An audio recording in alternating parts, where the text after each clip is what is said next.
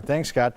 A Nampa man is hospitalized in critical condition after allegedly being run over while trying to assist a neighbor who was stuck in a snowbank. His wife tells 6 on Your Side she immediately screamed for help and asked the man to call 911. And then he took off.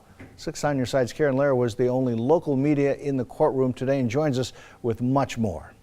That's right, Don. Roger Fall is now charged with leaving the scene of an injury accident and in court today completely denied any wrongdoing. The man run over underwent his first surgery yesterday and remains at the ICU at St. Al's in critical condition with more surgeries on the way. He stopped. He got out. My husband was screaming in pain. Jonica Felty has been by her husband's side in the St. Alphonsus ICU since late Sunday night. He can't speak. He has tubes down his throats right now. The couple was helping a man identified as Roger Fall, who was stuck in a snowbank near their home by Lake Lowell. Jonica's husband, Ben, was taking off the tow strap on the front of Fall's car when she says the man got back behind the wheel and hit the gas, running over her husband's upper body. You think there's any way he possibly could have not known what happened, or was it very clear what had just happened in the moment? He knew. His truck went up. That's when Jonica says the man got back out of his car as she was screaming in disbelief. He ran over my husband, and I started screaming for help.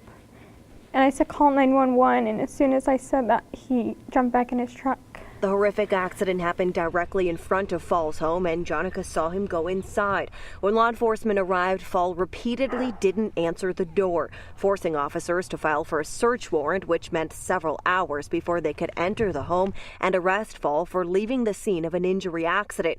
But Jonica has a message for the man. We want to let him know we forgive him. She says if Ben could talk, he'd say the same. She describes it as a freak accident and says it won't stop them from helping strangers in the future. We can't have hate against anybody. That's not life. Life is to enjoy and try to help people out. In court today, Fall says he never ran anybody over, and to that, the judge responded by reading a list of Ben's serious injuries and described the situation as, quote, absolutely outrageous. The state requested a $150,000 bond, but instead, Judge John Meinhofer issued a $1 million bond. Fall's preliminary hearing is scheduled for January 31st. Reporting live in studio, I'm Karen Lara, 6 on Your Side.